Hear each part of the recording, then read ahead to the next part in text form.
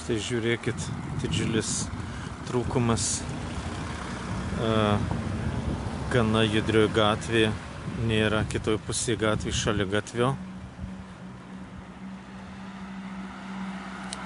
Čia yra Šaulių gatvė. Kitoje pusėje šalia gatvis, o čia jokio nėra šalia gatvio. Nu ir kaip žmonėm vaikščioti.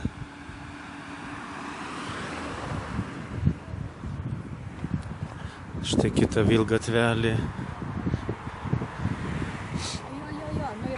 Daugumoj Marijampolės tokių gatvių nėra šalia gatvio.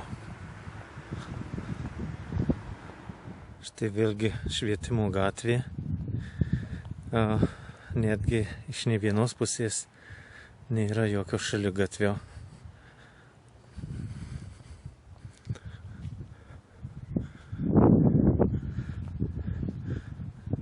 Čia šitos mažos, tai tiek to, čia mažas judėjimas, bet tos tokios jau judresnės ir nėra jokių šaligatvių. Žilvino gatvėje reikalingas kelio dangos pakeitimas, nes lopas ant lopo ir štai didžiulės jau duobės išsimušę. Tai irgi jau reikalauja dėmesio. Štai esam Rasos gatvė, kaip nekeista. Čia nors vienoje pusėje yra šaligatvis, o šitą gatvę veda į Degučių turgų, o kitoje pusėje taip pat nėra jokio šaligatvio.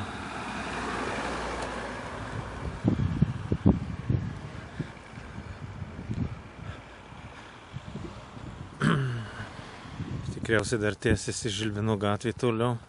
Tai viena pusė sulopinta, kita yra gailėtina. Ir vėlgi jokių šaligatvio pėstiesiems. Lyg tai visi važinėja su mašinom, o pėstiesiems vaikščioti nereikia. O kaip prasilenkti reikia pėsčiajams automobiliu, kur pėsčiajam dėtis. Čia matote, gyventojai nusiminę takelį, kad sutrumpinti, tai būtų šaunu kaip tvarkyti šaligatvius, kad būtų nutiesę iš senų šaligatvių plytelių, būtų gyventojams nutiesę takelį. Nes vis tiek žmonės eina, vadinasi jiems patogu, vadinasi jiems to kelelio reikia. Ir nieks apie tai nepagalvoja, įdomu, kur deda tas senas šaligatvių plyteles. Štai šitas pats takelis iš kitos pusės. Aišku, nelogiška, žmonės neis ratą, jie žiūri kur patogiau ir būtų šaunu iš tų senų plytelių šaligatvių nutiesti takučius. Štai va čia prie šio namo, nors jis ir nerenovuotas, bet labai sutvarkyta šauniai.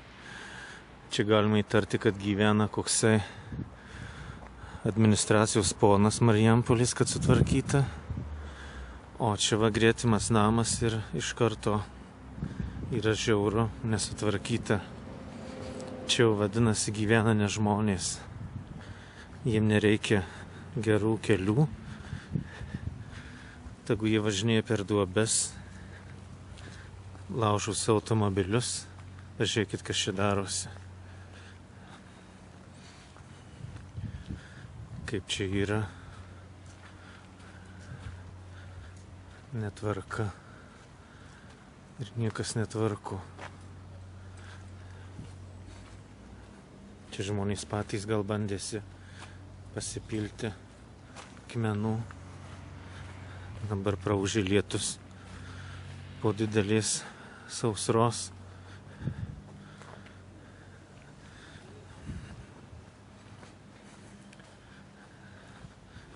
Čia yra žiauru.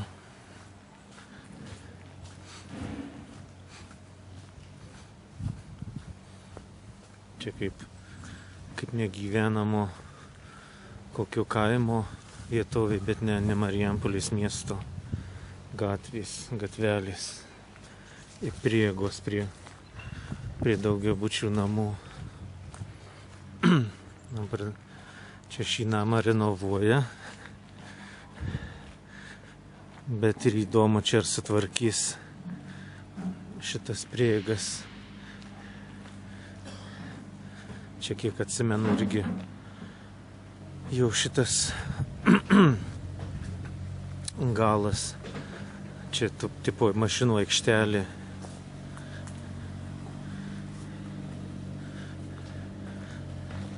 Čia gal jau kokie vos ne 10 metų ir nieks nieko nedaro.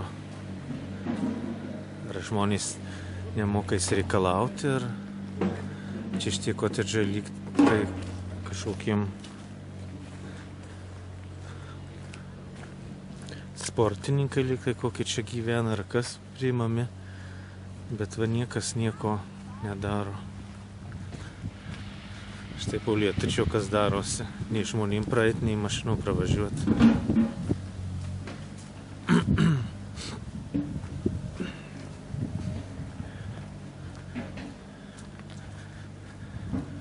Tiesiog vienos duobės, o kai palyja, nežinia kokio jos gilumo tos duobės ir rizikinga per jas važiuoti.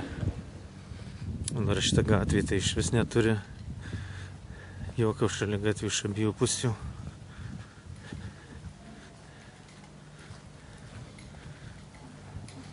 Žiūrėkit, kokiuose pelkyse stovi mašinos.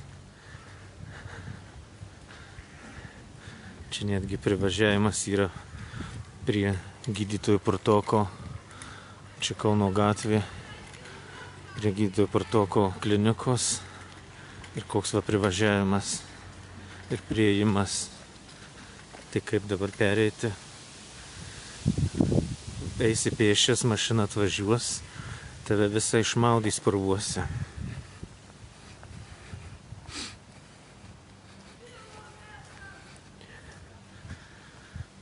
Ir jokio šaligatvio šitoj gatvė, čia žiauru, kiek metų čia vaikšto pas stomatologiją ir jokio čia progreso.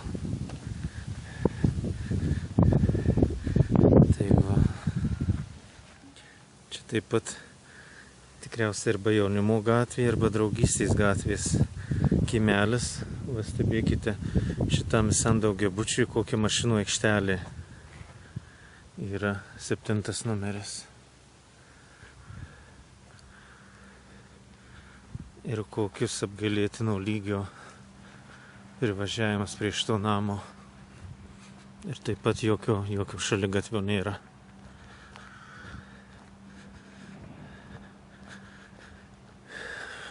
Čia vėlgi ta pati situacija su žmonėm pamėgtais keliukais, kuriuos būtinai reikia iškloti, kad ir senom dar kokybiškom pakankamai plytelėm šaligatvių, kurios išardomos.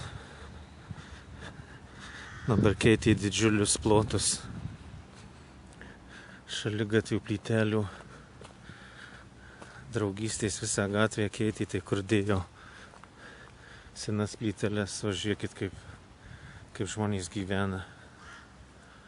Namas renovuotas, o žmonės sėdi balose, pelkėse.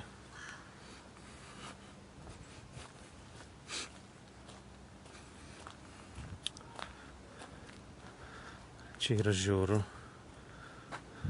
11 namas.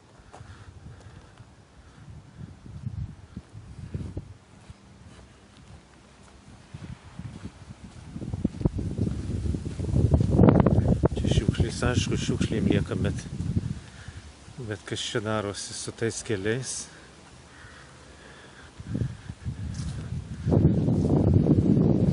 Dabar šitas namas visai neturi mašinų aikštelės. Visiškai pagal šiuolaikinius poreikius. Visi turi automobilių ir kuriems statyti. Čia primena kažkokį 90-ųjų metų Kaliningrado sritį, kur toks bomžynas, bet čia tikrai ne Marijampolė.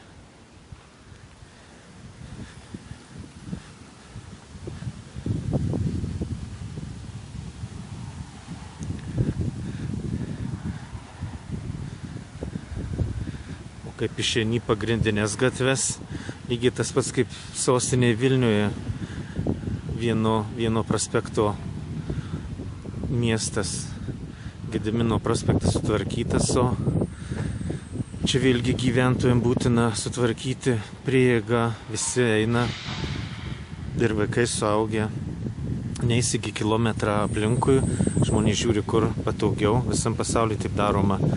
Stebima, kur žmonės nusimindžioja takelius, tai ten ir kloja šaligatvius, kur žmonėms patogu. O pas mus ne. Pas mus to nedaroma, nes žmonės niekam nerūpi. Dar kažką padaro dėl ataskaitų, dėl pasirodymo, kad kažką daro. Va šitą šaligatvį tai čia sutvarkė. Čia gali už tą gatvę daug platinti labiau. Čia dabar gana judri, labai draugystės gatvė. Buvo dar pakankamai vietos, kurie platinti, bet nepaplatino.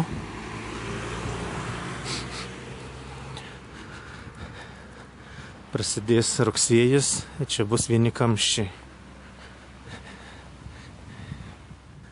Šitą perėją pagaliau sutvarkė, protingai padarė. Čia truputį padarė žmonėm. Mato, telpa 4 automobiliai maždaug, bet čia ir kažką nenutvarkė. Po lietaus ežeras. Nei pasistatyti dar vieną automobilį, nei prieiti. Nu, visur turi, praėjus lietui, visur turi valdininkai nesėdėti kabinetuose, bet turi apžiūrėti visą tvarką, ką galima keisti, ką atnaujinti, kur reikia, kaip sakyti, tą gerbuvį sutvarkyti. Žiūrėkit, padarė poilsio suolelį šitoj gatvės pusėje, šaligatvė šitoj pusėje. Nu ir ar tai saugu? Visiškai nesaugu. Jis turėjo būti priešingoje pusėje. Kas čia sėdės ir kam čia reikalinga šitą investiciją tam suoleliui? Nei vaikas sėdės prie gatvės nesaugu, nei niekas. Nu, kažkur yra nepagalvojama, nepamastoma. Dabar vėlgi stebėkit šitą kampą. Čia visi eina ir aš eidavau iš darbo pavargęs. Čia taip pat būtinas šaligatvis nutiesti iš poros bent plytelių. O va stebėkit vėlgi ežerai. Čia draugystės 3 numeris namas. Ir kaip čia žmonės gyvena. Ir tai buvo tik 15 minučių lietus. O kas būtų, jeigu kaip reikliūtis,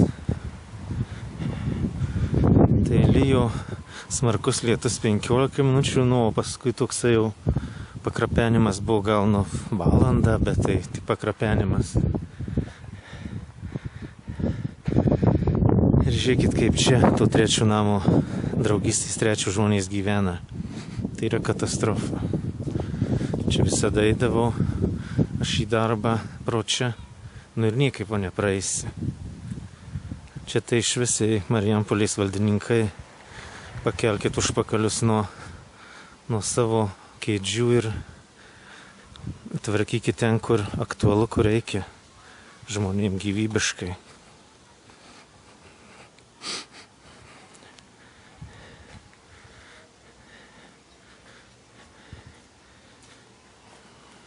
Kur svarbiausia, ką čia žmonės net neša į biudžetą naudos, nedirba, visi dirba ir atskaito už kurą 20%, kur dingsta 20% kuro mokestis. Netvarko tiek kaimo kelių, tiek va, kaip sakyti, daugiabučių namų gyventojų miestų paprastų. Čia vėlgi reikalinga plytelė iškloti, čia aplinkui nieks nevaikščia, visi eina per čia, žmonės eina, kuriem patogiau. Čia va tokia kaip sankryža, nuo draugystės 1 iki draugystės 3. Čia visi eina per šitą ir čia įstoti įeina autobusų iš gretimų rajonų per šitos takelius. Čia būtina iš tų senų panaudotų šaligatvių plytelių sudėti. Čia žiūrėkit, padaryta kilimui. Tai kaip čia prieiti kilimą, kaip sakyti, dulkinti, daužyti, niekaip tu neprieisi.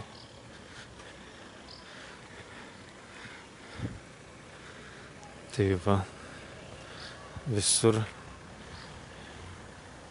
reikia tvarkos. Čia draugystės irgi namas gretimas. Pasižiūrėkit, kaip po to lietaus, kaip atrodo. Ir žmonės turi laužyti savo automobilius. Vaikam tai atrakcija kaip ežeras. O gyventojams, kurie turi automobilius, tragedija.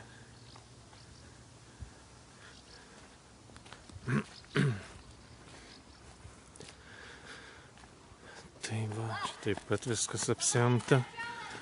Tęsiasi toliau nuo šito namo. Ir kaip sakau, tik tai valanda lietaus ir Marijampolė tampa pelkė. Kaip vidurys kaimo. Čia tuo pačiu namo, žiūrėkit, šaligatvis koks. Čia praeini nuo kito namo, dar gali praeiti, šiaip ne taip, irgi jau kokius 30 metų šaligatvis, bet čia, čia tai iš vis nesuprantami dalykai.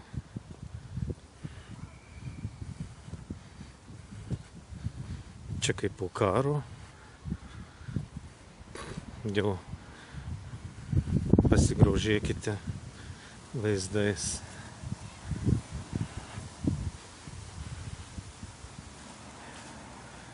Pasigraužėkite vaizdais. Ir miestelėnai, kurie dirba, atneša naudą ir biudžetui, ir Marijampolės, kaip sakyt, miestui. Ir tie senoliai, kurie dirbė visą amžių sunkiai. Ir jie turi vaikščioti tokiais šaligatviais, važinėti tokiom gatvėm. Atsiprašau. Kiek metų jau mes Europos Sąjungoje, kiek metų nesugebam panaudoti Europos lėšų tinkamai.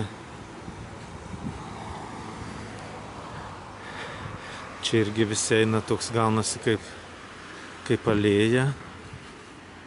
Irgi būtina šaligatvis vasarą karštom dienom, tai labai čia smagu praeiti negu ten šalia gatvės per kaitrą šaligatvio, o čia tiesiog visi vedžioja šuniukus, pasivaikščioja ir va štaip numintas takas, jokio plytelių.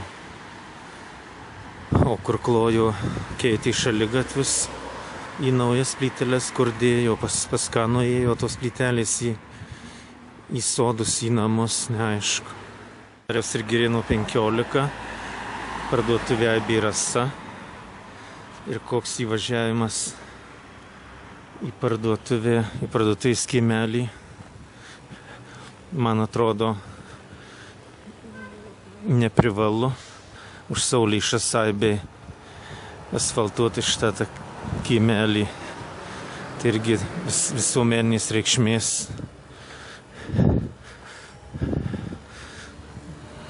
Toks kiemelis, visiems reikalingos prekės ir štai žmonės dar laiko ir automobilius čia. Čia truputį dar papilta kažkokio, čia buvo anksčiau dar baisiau.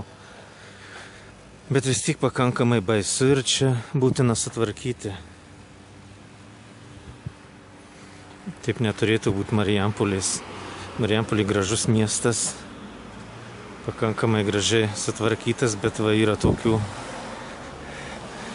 vietų, kur labai reikia verkiant rankų ir lėšų ir pagalvoti apie tai.